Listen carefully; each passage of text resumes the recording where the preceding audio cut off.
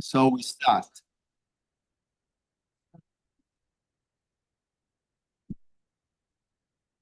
We can see some colleagues from the online part. They are very welcome.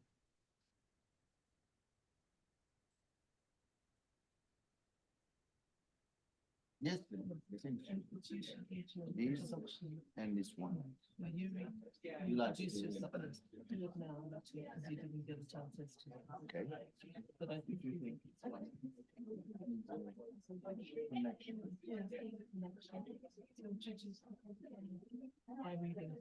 that's what I read. Okay, okay. And I'll introduce the speakers. Hi, Nando. And explain about the green, of course. Yes.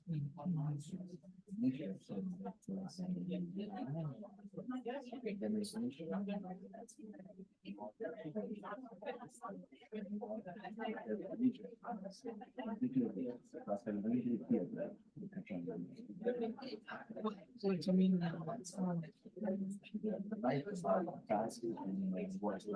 There is too much here sometimes. Oh.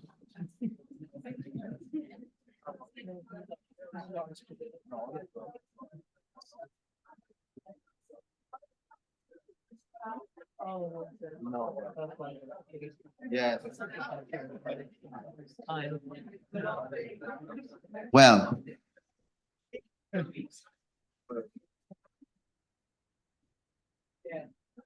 we are really start now. Thank you very much. We can see our colleagues on the screen in front of us, and we can say hello to them. We promise we will be more inclusive and interactive with all of you, even the body distances. We will find our language together. So thank you very much. Welcome back. Julia suggests to say again who I am. Thank you. Domenico Agresta, who's the chair of the scientific committee, and I'm Julia Borossa, who's part of the organizing. Yes, thank you for your work and support. Thank you. And Teresa said Mimmo, yes, well known as Mimmo. Well, the most important point now is to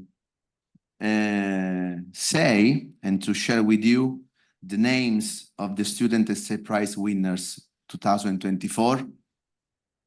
We apologize for yesterday, but many things happen, and I'm going to tell you another update, not good one, but we manage it.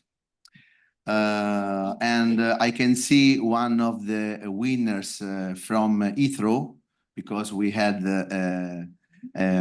Jackie. Apologize again for this point, but you are here, and I thank you for staying with us, even the distance now. First of all, safe flight for you, and congratulations, because you are a part of this important group of winners. And I will tell you the names, and also a very short consideration, because they inspire us, because we are going to have a working group to create a criteria, guidelines for us as judges. That's a strange, ambivalent name in a way, but the ones who have to choose. And for the colleagues, our colleagues, student colleagues. So the names of the winner are Jackie Butler. She's on the screen, you can see. Hi, Jackie. Really, congratulations. Really, congratulations. Timmy,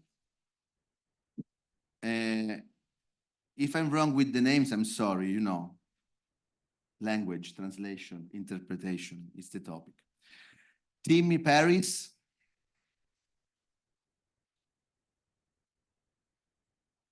No Paris, but Paris. Paris. Timmy Paris, thank you. And Gil's story, I think it's Giles' story. She's not with us, but congratulations.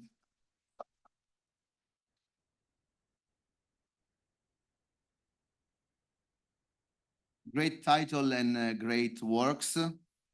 Growing the group, reconstructing the group matrix and show and tell. It was a very long work, but a funny work at the same time for us. Funny in terms of light, and it was stimulated for all the colleagues who had this choice to choice. So thank you very much to all of you, and congratulations from GASi. Thank you very much.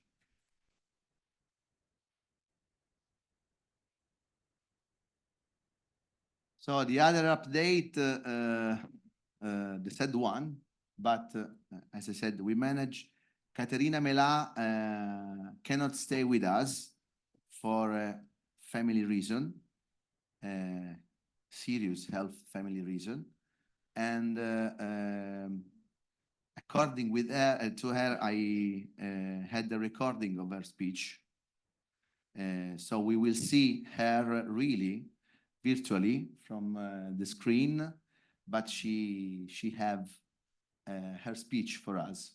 So in terms of structure, nothing changed, but in terms of presence, there is this strange transformation, uncanny transformation. Just this very last point, thanks to the speakers, I had some association I want to share with you. And first, because I was inspired by the topic, of course, and I shared a long time with Kevin and Inge, Felix and Caterina. For me, it was a long and important time. We tried to stay really as a group. And I want to say this, bridge in my mind, thinking about the topic. I want to read it. I was writing this yesterday, and then I share with you. A very important Italian author, Franco Fornari, a psychoanalyst, revisits psychoanalytic theories in general in a cognitive terms, laying the foundations for a true psychoanalytic anthropology. In Italy, we used to have in group analysis the same connection with Franco Fornari. So it's a sort of group analytic anthropology in the Italian tradition. This is the theory of affective codes called koinema, that is a sort of phonema. That's the connection with the topic of language, whose minimal unit of affective signification, the koinema, units affects to the linguistic codes presiding over the various forms of communication. In Menna's introduction to Fornari's text Koinema and Icona, icon, the line towards which Fornari's proposal moves is anticipated, namely the ambivalence of the art, this co-presence of a diurnal and nocturnal state belonging to language, imaginary and real, which the author described as a dolphin march. That was the connection and maybe the interconnection between us. This is a movement of day and night, allowing human expression to flow from one side of the surface to the other. In this dichotomous process, at a certain point, one will pass through a boundary threshold that separates and immediately reunites the above and the below, the diurnal state of the nocturnal state of language, and that would allow for a balance between these. From this dual and dynamic state of art, as of human discourse, the level of the arbitrariness of design, lexical language, iconic, and the level of deep motivation, the unconscious, affective language, koinema, come into play. I believe that our work today and tomorrow, because I wrote it last night, in the other side, thanks to the excellent contribution of our authors, will allow us to reflect precisely on the multiple, substantial, and relational aspects of human language through the group. In my opinion, in fact, my opinion, group analysis is a complex model of thought as well as clinical and research, an epistemology of the mind that leads the group itself to search for meaning through different codes. That is, it allows to reflect on experience while living it. Thank you very much. We start. Thank you. So, are we going to have to first? Yes. Yes, okay. So Catherine Mela is a group analyst, trainer, neurologist, and she has a specialization in psychoneuroimmunology. So she has many interdisciplinary skills to bring into her work. She is currently the vice president of the International Association of Group Psychotherapy and Group Processes, IAGP, and she's founder and chair of the IAGP Research Committee, and she lives and works in Athens, in Greece. Okay, that's Irina. Thanks, Stefan. Thank you very much. Dear Mimo, it is a great honor to be part of the 47th Annual Foulkes Lecture and Study Days. It is an honor for me to be with all of you. Unfortunately, due to a very serious health issue, I'm not able to be in person with all of you, but I think by online connection, we could share some thoughts, some comments on languages, neuroanatomical architecture, and functioning communication, to discuss how the human brain organizes language and proceeds in communication. Many thanks, first of all, to GASi, the scientific committee, and the organizational committee of this effort. It is an honor, again, I have to say, for me to be with all of you. Now, to start my lecture, let's start saying that the language network is considered as a natural kind within the broader landscape of the human brain. Noam Chomsky on Nature and Language said that language is not properly regarded as a system of communication.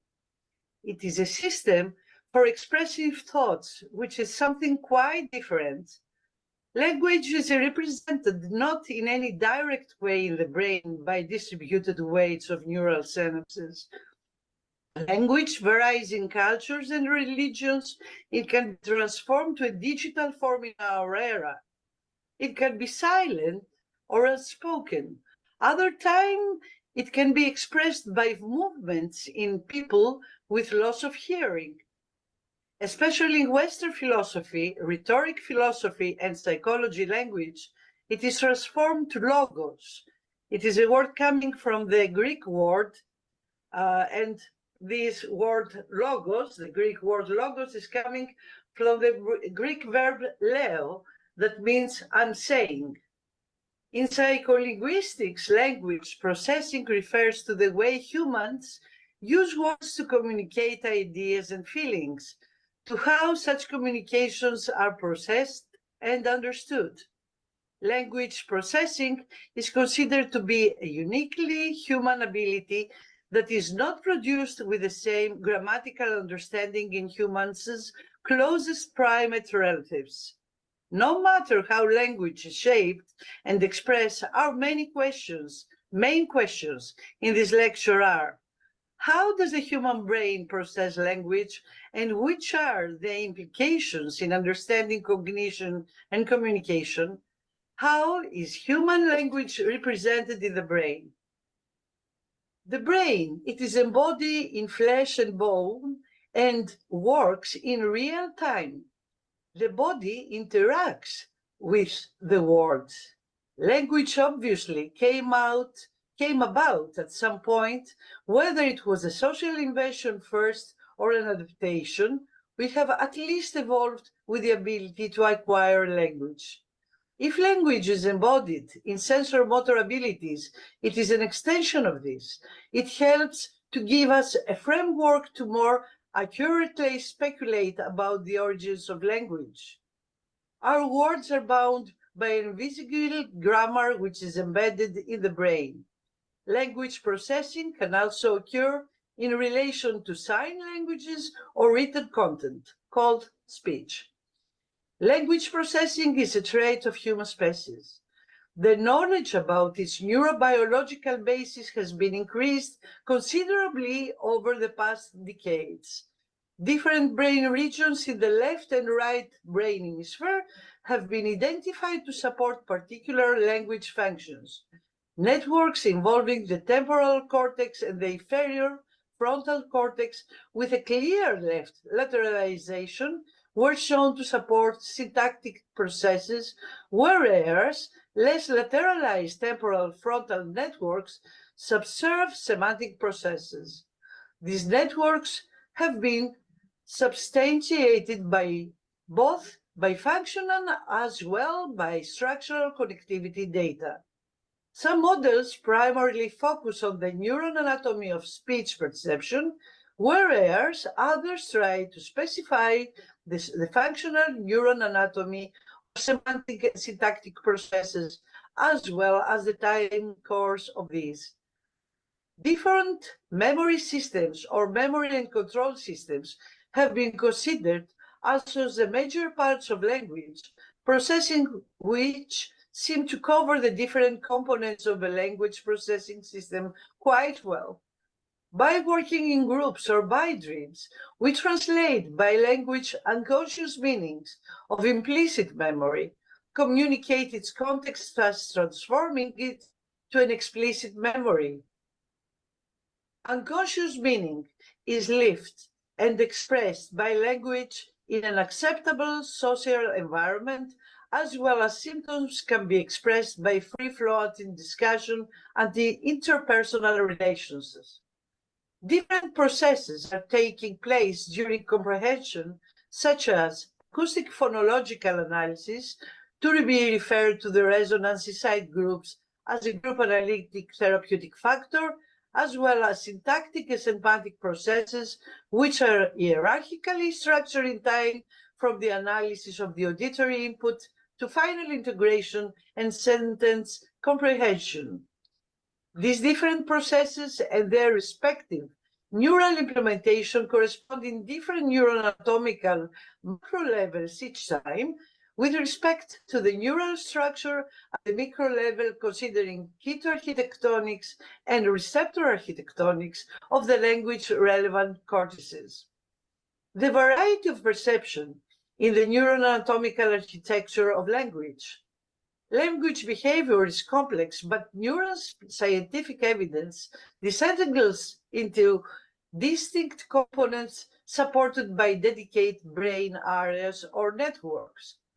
The core language network includes left hemisphere, frontal and temporal areas, and show that it is strongly interconnected, independent of input and output modality, causally important for language and language selective. The classical view, we're going now back to Noam Chomsky, Jerry Fodor, and other cognitive scientists and linguists to this day, is the idea that language is coded by a language of thought, a sort of mental computer code. Another view is called the embodied cognition hypothesis by George Lakoff, according to whom words are stored in the brain as sensor-motor patterns of activation. Another different view is the connectionist view that uses virtual models of neurons to show how information is stored in synaptic connections, while some connectionists just implement models of the computational variety. Others, however, are quite against the idea of considering the brain as a digital computer. The language network. From different overviews, it is clear that the language-relevant cortex includes Broca's area in the inferior frontal gyrus, Wernicke's area in the superior temporal gyrus, as well as parts of the middle temporal gyrus and the inferior parietal and angular gyrus in the parietal lobe. Within these macroanatomically defined regions, microanatomical subregions can be specified, like advanced objective cytoarchitectonic analysis based on the density of different types of neurons in the cortex. Other times, another different view is the receptor architectonic analysis based on the distribution of different types of neuroreceptors in the cortex, the connectivity-based parcellation approach that subdivides brain regions according to their area-specific connectivity to other areas in the brain. All these approaches propose a subdivision of Broca's area itself and segregate it from adjacent areas.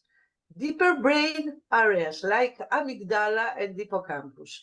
Both parts of the limbic system can be activated and transforming quality and cohesion, the language's outcome, thus making visible the transformation of an unconscious implicit process to a conscious explicit one. Language can become the symptom or sign to understand unconscious processes or mental, like anxiety, depression, psychosis, and organic disorders like Parkinson's disease, dementia, alcohol abuse, pointing in the same time the brain part which is damaged or overactivated. Researchers identified how neurons in the human brain encode various elements of speech. These findings might be used to help develop treatments for speech and language disorders. Researchers are gaining a better understanding of how the elements of speech are encoded in the brain. Speech and language depend on our ability to produce a wide variety of sounds in a specific order. How the neurons in the human brain work together to plan and produce speech remains poorly understood. Various elements of speech are encoded in the brain, and the brain combines these elements to form spoken words. Disruptions in the speech and language networks are observed in a wide variety of neurological disorders, including stroke, traumatic brain injury, tumors, neurodegenerative disorders, neurodevelopmental disorders. I have to move forward due to the time boundaries. Language is the most important tool for human communication and essential for life in our society. Despite a great deal of neuroscientific research on the representation of language, little is known about the organization of language in the human brain. The researchers not only study language as a process in general, but also explicitly address subordinate process, the meaning of language at the level of words and sentences, the phonetic structure of language, grammar and the arrangement of linguistic elements, and phonetic structure of language at sentence level, including melody, intonation, and rhythm. Now, about the brain hemispheres of our brain and their relation with language. The right hemisphere plays an important role in the speech, prosody, and music processing, with lateralized functions for pitch, meter, and melody recognition, among other features.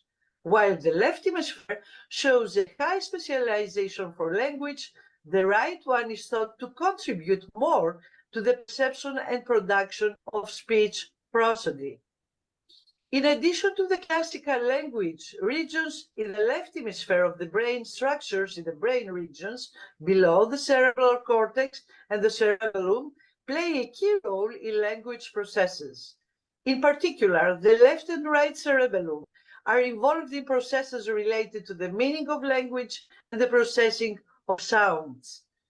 Similarly, phonetic patterns that transcend individual words and also convey emotional meaning are associated with activation in the right amygdala, a paired cord area of the brain. Proper communication between the left and right sides of the brain is critical for the development of advanced language skills. In most people, areas related to language processing are located in the brain's left hemisphere.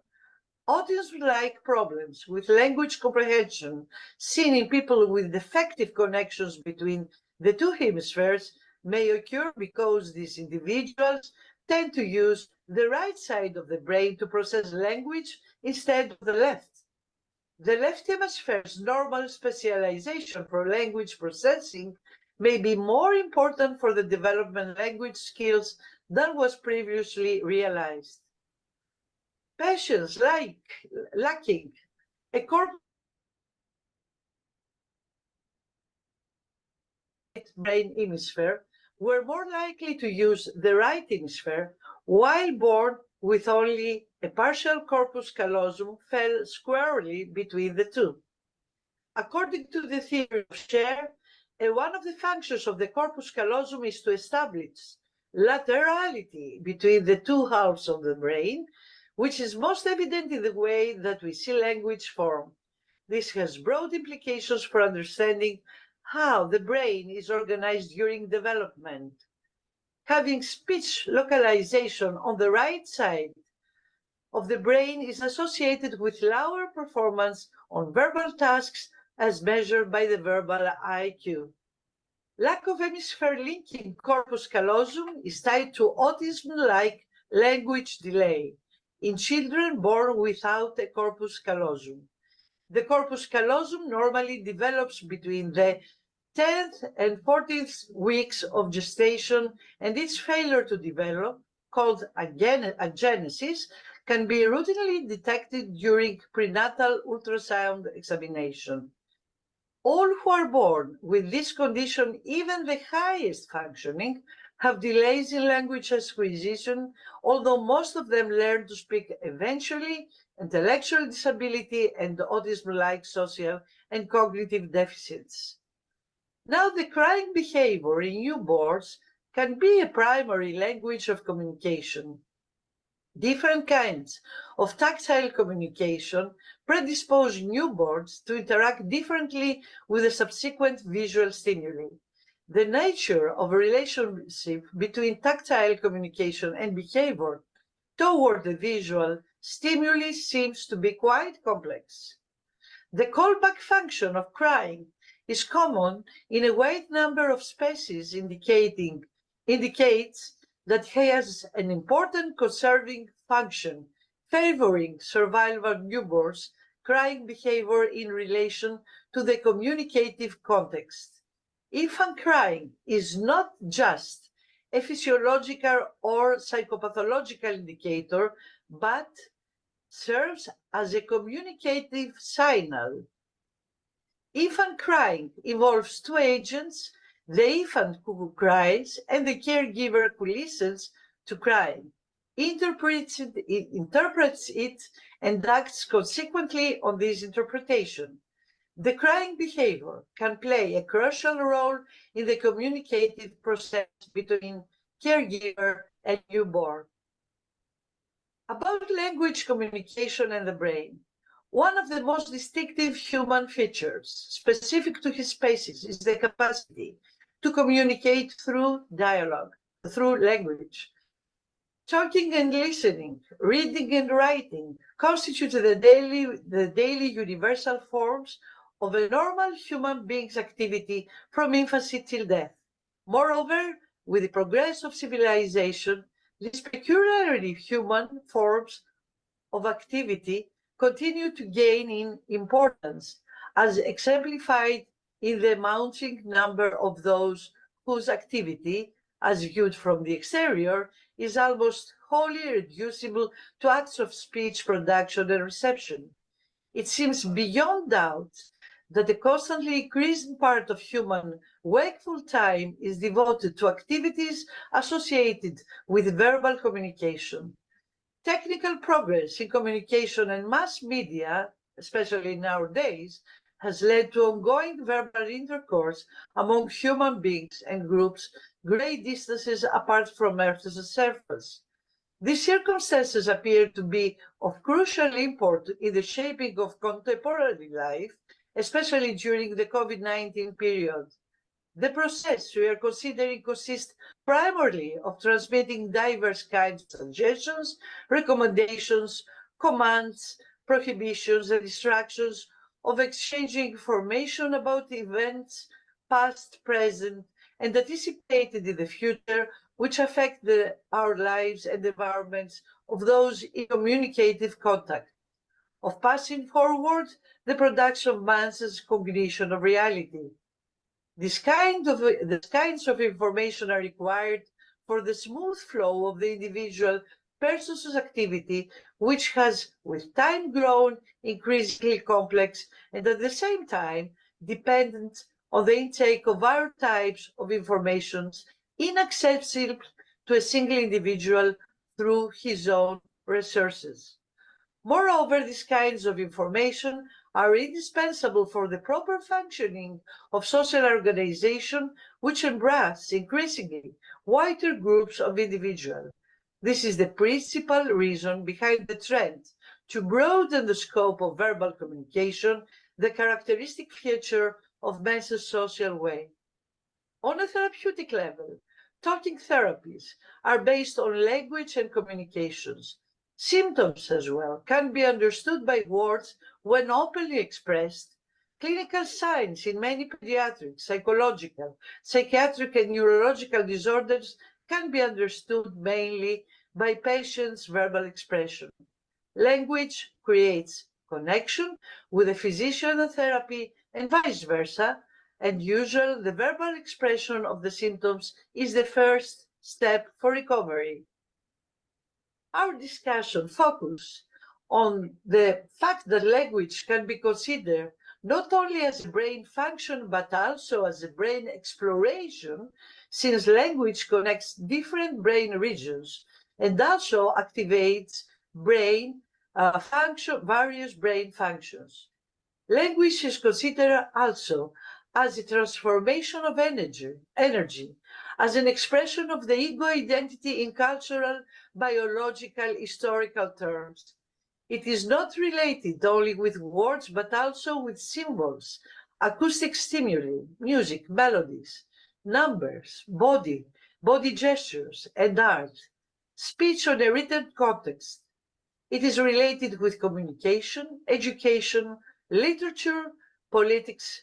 It is an element of the foundation matrix in groups, especially for art. The awareness of the fact that creating art is more than producing music, pictures, sculptures, sounds, or images has already had an effect on the application of the art as a common language in the world's communication, when considered as the need of expression and the capability to touch the inner self of the human being, his feelings, his emotion, and moods according to its culture. Once man has discovered the affective value of art and its qualities in communication, a continuous search followed new compositions of new melodies, colors, paintings, and techniques according to the new needs to interpretations of the self and the world. The artistic process is able to facilitate the expression or modification of ambiguous feelings and conflicts. The physical nature of making art can contribute to a release and relief of tension, otherwise expressed with somatic symptoms in the context of a psychosomatic disorders. So art is a sort of somatic, not only somatic and symbolic as well, expression. It is a symbolic language. Art helps by the participation of both brain hemispheres in the establishment of a language therapeutic communication, even when the deeper understanding of feelings and of thoughts of their internal world is not successfully achieved. Language creates bridges among cultures, politics, race, religions, age, and gender as an opportunity for a level of communication that goes beyond than the language of words. people enter that wonderful moment, usually wonderful moment, not always, of creating in the here and now. When an audience is truly listening and participating in that moment, it can be exalted experience that together we wish to feel again and again. According to Umberto Eco, for communicating, language is perfect. There could be nothing better, and yet language doesn't say everything. The body speaks, objects speak, history speak, individual or collective destiny speak, life and death speak to us constantly in 1,000 different ways. Man is an interpreting machine, and with a little imagination, he sees signs everywhere. Patrick de Marais described dialogue as the transformation of hate inside a large group, while he mainly focused on its meaning. Andrew Whitten described the social synapse as the point where mind meets other mind, where language and communication are tools for communication, for study, for understanding and transitioning to others' mind. This meeting point can be also found also in the brain, as well as an analog, as Foulkes mentioned, inside a group analytic psychotherapeutic group. Social brain is structured from its experiences, activities, through its activation or withdrawal of the neuron synapses according to its use. Many thanks for your attention.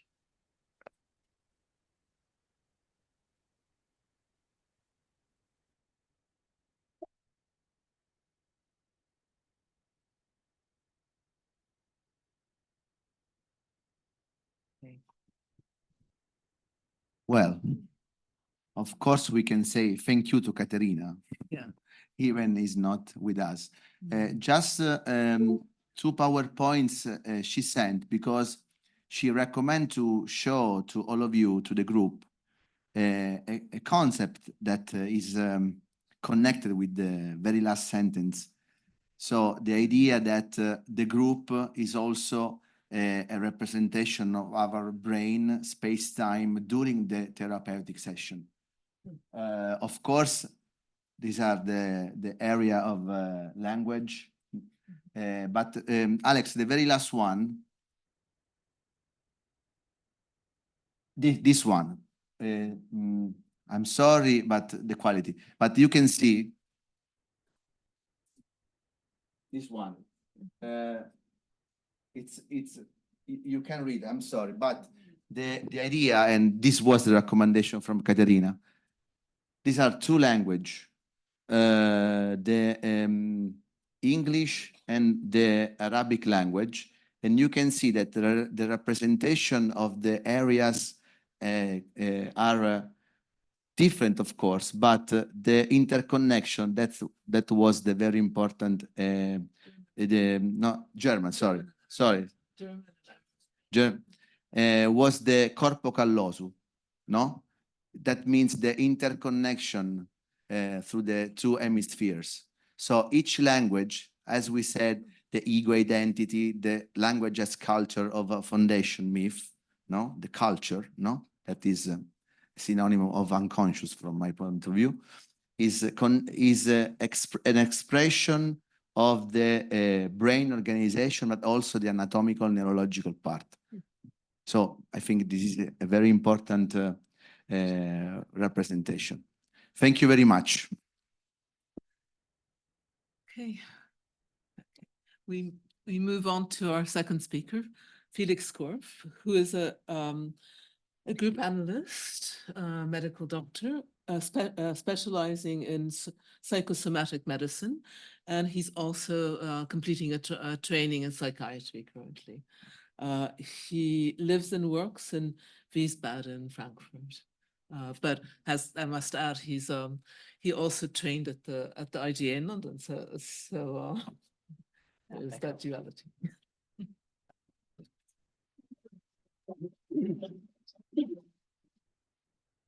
Kevin, thank you for your lecture yesterday, and Inge and Katerina for your responses.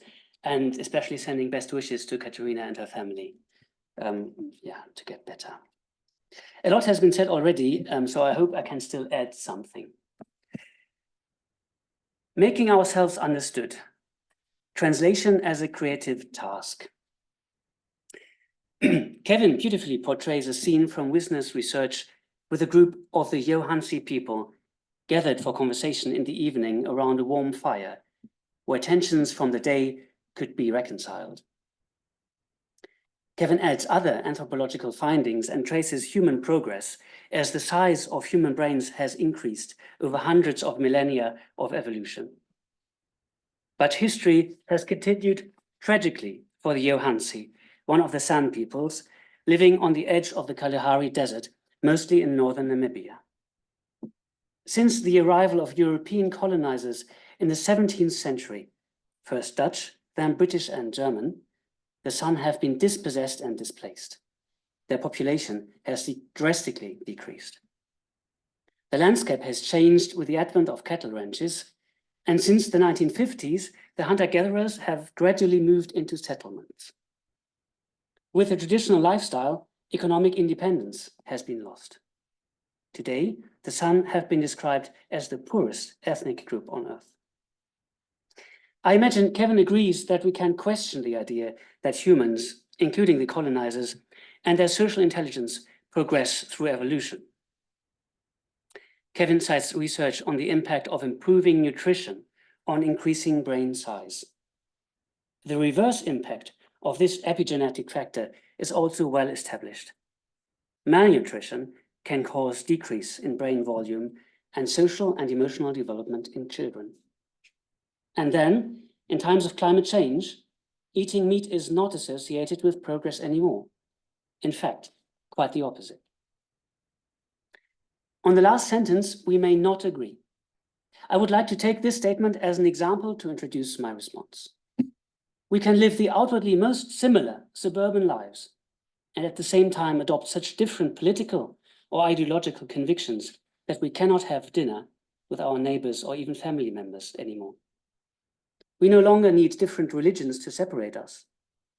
With such divisions, can our tribe survive?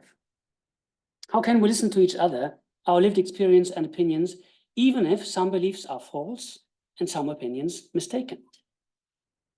I often wonder whether listening has become more difficult with the anxiety we all must more or less consciously feel in the face of our world in flames, politically and sometimes literally. A therapy group needs to be able to work with this difficulty. And the paradox is that the group analytic group should have an accepting attitude. It is as if we speak different languages. I wonder if thinking about actual language differences could help us understand the empaths better. After some thoughts on foreign language in psychotherapy and in group analysis, I want to come back to Foulkes and his concept of translation. But first on foreign language in therapy. Our language speaks about our culture and identity. Different languages throw a different light on the same thing, even when used by the same person. On the semantic level of words, quote, different languages, in contrast to names given to physical objects, have an entirely different range of descriptions of mood. So one is left wondering whether it is just the terms that differ in different cultures, or perhaps even the experience of emotion itself, end of quote. And I think this relates to the picture we just saw about the different languages being differently wired in the brain.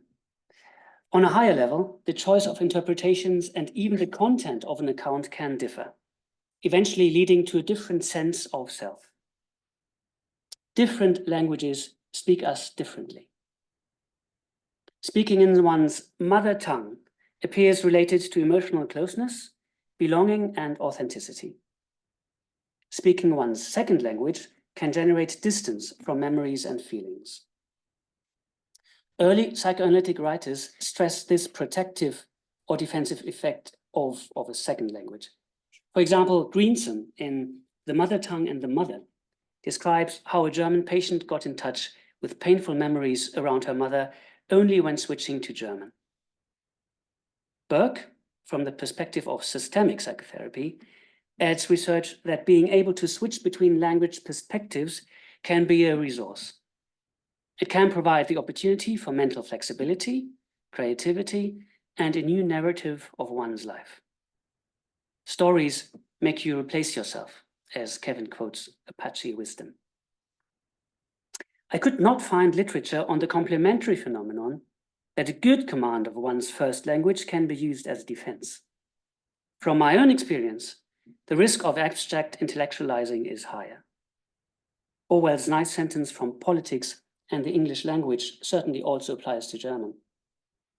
A mass of Latin words falls upon the facts like soft snow, blurring the outlines and covering up all the details. Vygotsky hypothesized in 1934 that the child takes in external dialogue, which is then turned into inner speech and thinking. If this is true, our inner speech needs a first step of translation from symbols and emotions into adult language. Many mistakes can happen in this process, and we may need the help of others to spot them, for example, in therapy. I believe that another step of translation into a second language is an opportunity to check for distortions of thoughts, for example, when I use too many empty words. Or in language and group analysis. London has been described as one of the linguistically most diverse cities with over 250 languages spoken, which is nothing compared to the 7,000, Inge, that you quoted in your paper, in the world. In a city like this, probably most groups have members with another first language. This includes patients who later qualify as group analysts. I would like to present two vignettes, first from my own life and therapy, then from my work. By hearing about my own story first, you may get an idea where my background might have helped or impeded my understanding as conductor in the second vignette. My mother was a teacher, and when she was working, my half-British godmother looked after me. My godmother never taught me English directly, but sometimes read short fairy tales to me in what felt like an odd language. I understood them only because of the accompanying pictures and her vivid gestures. I remember feeling left behind as a child when she returned to the UK. I first saw London when my family visited hers. After her death, this link remained part of the background when I came to live and study in the UK for some years. My therapy group in London also helped me when I struggled with feeling like a stranger in the city. I realized that the narrative about my own life sounded different in this group and in English. Maybe because of the place and language, my godmother reappeared several times in my transference in the group. In contrast, my memory of her had rarely come up during my psychoanalysis or my first group analytic experience in Germany. I believe this was important in my twice-weekly group in London and helped me to see where I belong. In the second vignette, from my clinical work, names and personal details have been changed to protect confidentiality. All patients gave consent to the use of group material for research and academic purposes. Ruth, an only child, grew up in Germany and moved to the UK as a young adult. She was referred for group therapy with depression and extreme social isolation after several other treatment attempts had failed. The first question when she sat down with me for an individual session was, "Are you German?" She had guessed from my name and accent. As the individual sessions and later the group unfolded, Ruth gradually became able to speak about her struggle growing up in Germany and her anger about her mother, who did not protect her from sexual abuse by an uncle. In this group in East London, only 2 out of 8 patients were white British, and for 3, plus me as conductor, English was not the first language.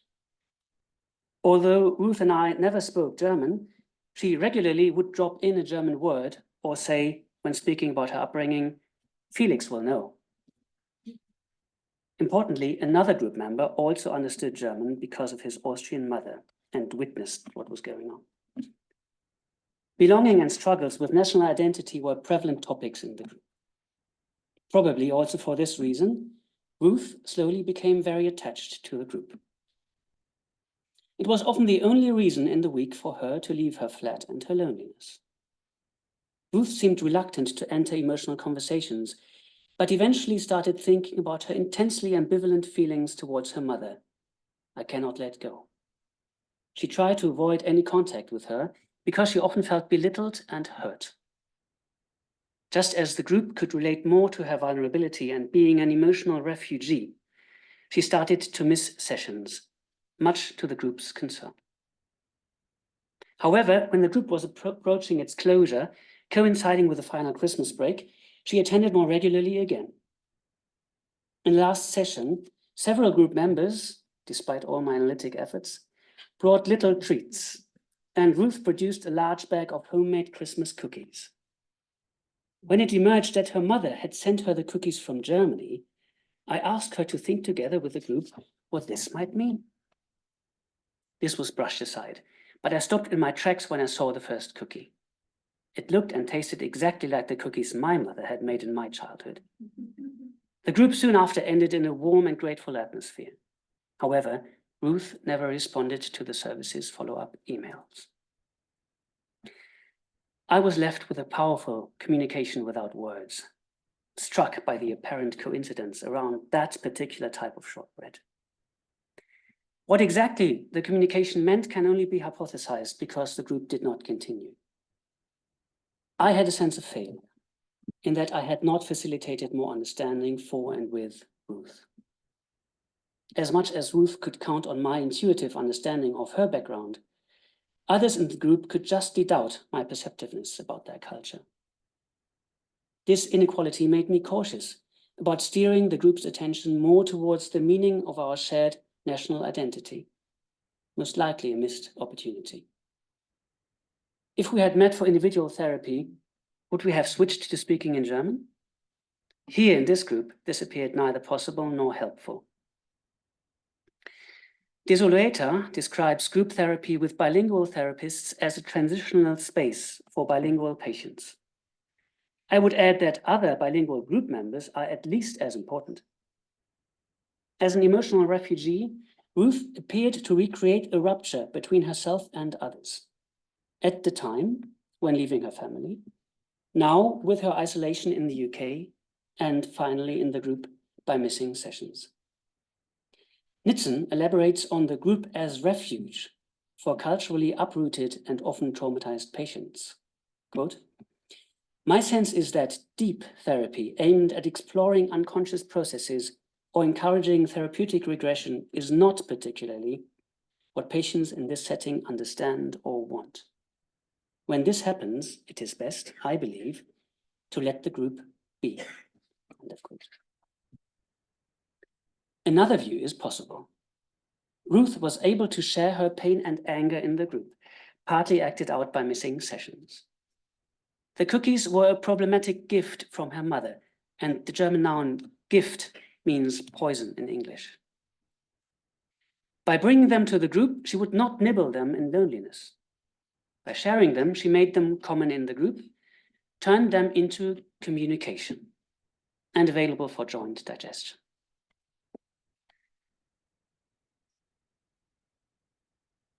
Foulkes. Foulkes contrasts the image of a group of isolated strangers with their common background. Quote, "Patient and therapist speak the same language, literally as well as metaphorically. Otherwise, there cannot be an efficient communication between them." And later in the same book, "We know that our patients will be talking the same language against the same background of national feeling and participating in all the imponderables that go to make up a pattern of culture." This idea sounds odd from Foulkes as an immigrant himself, even when we take into account that linguistic diversity has increased in the UK since then. We can assume that Foulkes struggled with the English language, although rather successfully, as Demare tells us here. He spoke English with a German accent, but with an extremely good command of words, since he was keenly interested in the appropriate choice of words. We can only imagine the pressure to conform as a German Jewish immigrant in the UK before, during, and after the war. arguably to the extent of self-denial. Still, quote, his speech often appeared confused, rambling on from parentheses, so that one lost him long before the end of a sentence. End of quote by Skinner. And another quote, I found it difficult to understand his groping habit of speech, the inexplicable hesitations, the mental detours, the sudden truncation of sentences, the often entangled syntax. Also in his writing, there is not always a linear development of thought, as has often been criticized. However, as the last quote by Anthony continues, I gradually came to learn how effective his habit of speech was as a therapeutic tool. The inconclusiveness compels the patients to tease things out for themselves and to strive towards making sense out of dimly perceived internal ideas. Each hesitation acted like a small psychological prod that set the associations going. To make the link to Foulkes' writing again, to me it often appears rather as a creative association of thoughts, with elements recurring several times in variations or different order, like in an artistic collage. His thinking developed in groups, with people surrounding him in the Frankfurt constellation, at Northfield with congenial colleagues, when sitting in therapy groups, and later at the IGA. His opus may lack academic rigor because it retained the incompleteness of a free-floating interaction of ideas. Christie argues that more rigid theorizing would not properly portray the nature of group analytic experience. And finally, Engels points out that grammar and syntax are more flexible in English than in German. And these are her words. In German scientific language, it seems more important to elaborate a premise.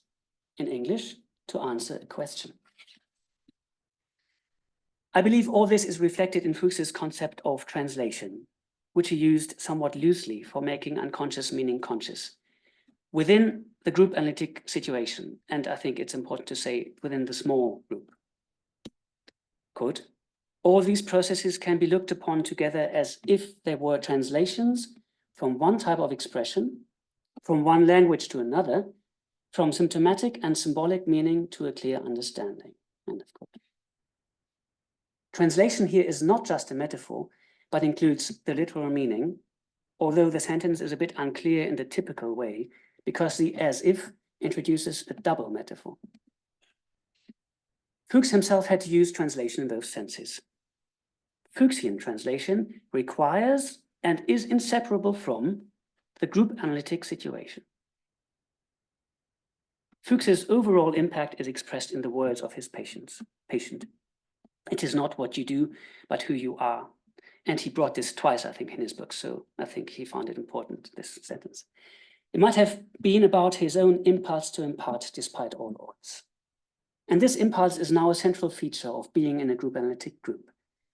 To make ourselves understood actively versus just wanting to be understood passively. Kevin thinks of this as an almost Freudian drive, almost because group pressure is needed to elicit it, as Kevin quotes Foulkes. I do not autistically mumble the story of my life to myself. The group continually asks me to express myself. The deaf Nicaraguan children needed to be in a group to develop their language. Ruth needed a group to share her cookies with. GASi, our tribe. Group analysis sounds different in different countries. For example, in Germany and in the UK. There seems to be an international layer of group analysis, that is our journals and membership being here. But daily group analytic work is shaped by national background and the idiosyncrasies of local health systems. Most group analytic writing is probably not translated into English or other languages. English is maybe not the lingua franca it appears to be at events like this one today. Foulkes and his philosophy are part of our identity. We call it the Foulkes lecture. As far as I could find out, one or more of his books have been translated into Italian, Spanish, Greek, Portuguese, Polish, and German. But what about the many developments after him? Probably in all of your different languages, there are some writings now considered as classics. For example, Dalal's Taking the Group Seriously has been translated into Greek, Italian, and Serbian. Derrida stated that translation is possible and impossible at the same time. For example, Foulkes thought that the German translation of therapeutic group analysis had virtually the significance of a new publication. Apparently, he did not mind the inaccuracies that have been spotted later. Similarly, Friedman felt that the English translation of the Hebrew original of Group Analysis in the Land of Milk and Honey was almost a new book. I believe it follows Foulkes' spirit to learn and translate together from different language perspectives on group analysis. This weekend, we also try to translate from other professional languages, anthropology and neuroscience. With the rise of artificial intelligence and programs like DeepL and Google Translator, translations become easily available and improve rapidly. On Zoom yesterday, there was an automatic transcription. We are still discussing whether online groups fall short of the group analytic experience. The next discussion may be about the possibility of computerized simultaneous interpretation in multilingual groups, online and in person. I think we should not skip the creative task of translation. I do not have to accept the inconvenient opinion of my neighbor, and I should not hope to convince her of mine over the garden fence. But I can hope that, when sitting in a group together, one day we can understand what we are actually saying.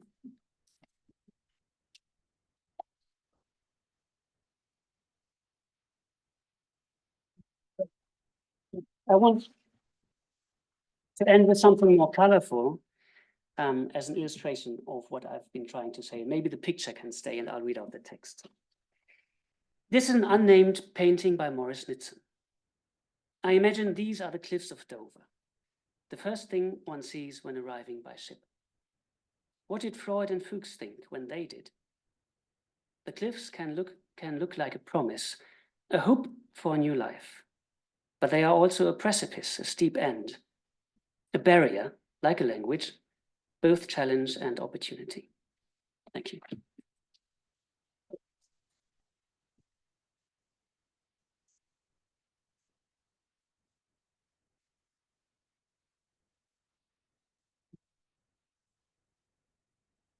Vite.